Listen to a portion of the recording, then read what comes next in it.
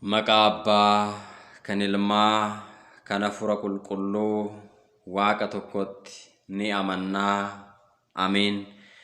Kabajamtootaaf jaalatamtoota maatiiwwan Waaqayyoo ijoolleen tawaahidoo hordoftoonni chaayinaalii dhangaa lubbuu hundumti keessan bakkaaf lafa jirtanitti nageenya Waaqayyoo araarsummaan giiftii keenya Durboo Maariyaam eegumsi ergamootaa fi kadhannaan qulqullootaa isiniif haa baay'atu. Akkam jirtu?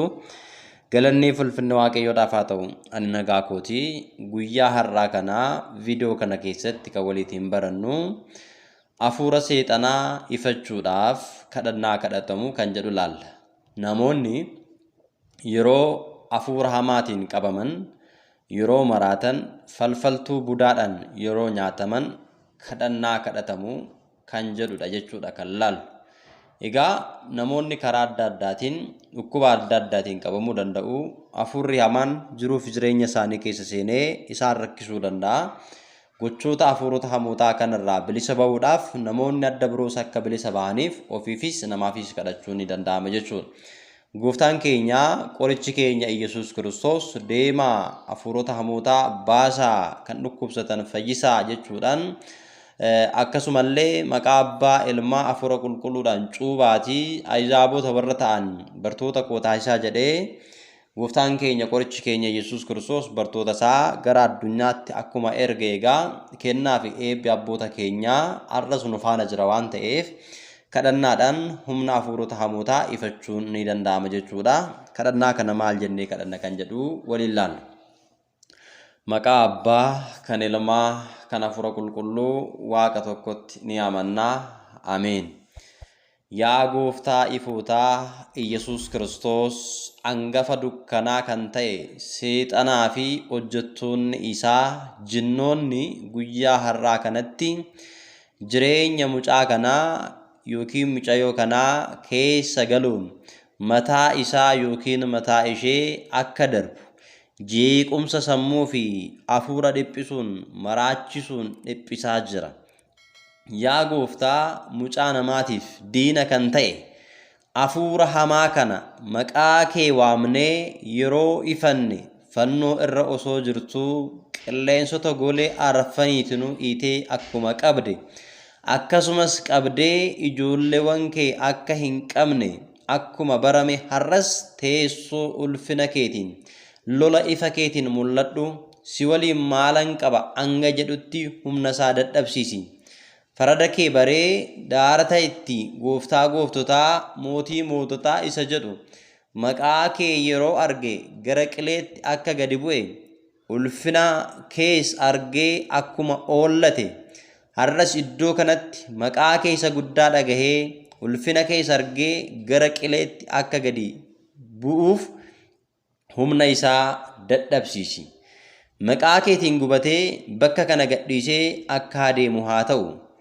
Hafuurri hamaan sanyiin qaallichaan waliin dhahuun waaqni tolfamaa fi mamiin guduuffee dhiphisuun ibiddatti bishaanitti bowwaatti of ajjeesuu fi balaaf kan kana fakkaataniif mucaa kee kan dhiphisu hafuura kana albee ergamaa keetiin feerroo ibiddaatiin hidhii gara qileetti darbadhu. Yaa mucaa dubaroo Maariyaam Iyyasuus Kiristoos ulfinni kee samii fi lafa irra kan guutedha. Ergamoonni si galateeffachuun ulfinaa fi galata isaanitti yeroo yookiin sa'aa kanatti qulqulloota ergamoota kee nuuf ergi. Albeen qulqulluu Mikaa'elii hafuura kana haa kutu. Fannoon qulqulluu Gabreelii hafuura kana haa gubu. Dafanii argamanii kan dhiphisan seexanaa fi loltuuwwan isaa lammata akka irratti hin mooneef bakka kana ibiddaatiin haa cufan. Yaa Gooftaa mucaa namaa fayyisuuf jaalala kee kan itti mul'iste guyyittii guyyaa fayyinaa sanatti fannoo keetiin ulfina diinaa haxooftee akka balleessite arfii du'aas akka cabsite har'as bakka kanatti kan moo'e diinni haxaawamee si'oliitti haa darbatamu. Maqaan kee yeroo waamamu amanuu dhiisuun haa fagaatu. Du'i haa badu. Hojiiwwan dukkanaa ni badu. Hojiiwwan diinaas ni qorama. Qulqulluu mo'aa Waaqayyoo jennee yeroo si waamnu hojii diinaa nuuf balleessi. Daa'ima dhiphisaa jirus akka gadi dhiisu haa ta'u. Bakka awwaalatti wayyaa isaa gatee hidhaa diinaa keessatti kufee kan ture akka fayyiste. Jinnoonni 7 kan irra ture dubartittii tajaajila keetti bu'aa ji'amtuu akka goote. Har'as mucaa kana yookiin mucayyoo kanaaf bilisummaa dhugaa kenniif. Raawwatee fayyinaa fi nagaas kenni. Humna diinas dadhabsiisi. Daandii badiinsaa isa hundumaa ibidda waaqummaa keetiin itti cufi. Nu garboota keetiif garbicha yookiin garbittii keetiif irratti yeroo hunduma akka hin moone taasisi jechuudhaan maqaa cuuphaa waamuu dandeenya. Iddoo kanatti ati hafuura hammeenyaa hojiin kee xuraa'ummaan hundumaa waaqa keenya isa guddaa maqaa Iyesuus Kiristoosiin kan hidhamte ta'i. Hojiin kee badii isa maqaa Iyesuus Kiristoosiin haa hidhamu. Hojiin tolchaa waliin dhahuu, hafuurota waamuu, urjii ilaaluu, barruu dubbisuu, shinii gombisuu, callee ilaaluu, hafuurri seexanaa qaallichaa mortoota falfaltoota hundumtuu maqaa waaqa keenya Iyesuus Kiristoosiin kan hidhame haa ta'u.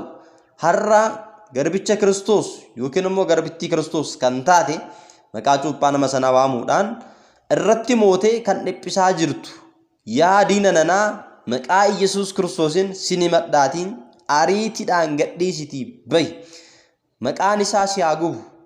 Gara qilleelleetti si haa darbatu. Fannoon gooftaa keenya Iyesuus Kiristoos si haa gubu. Akka duumessaa si haa bittinneessu.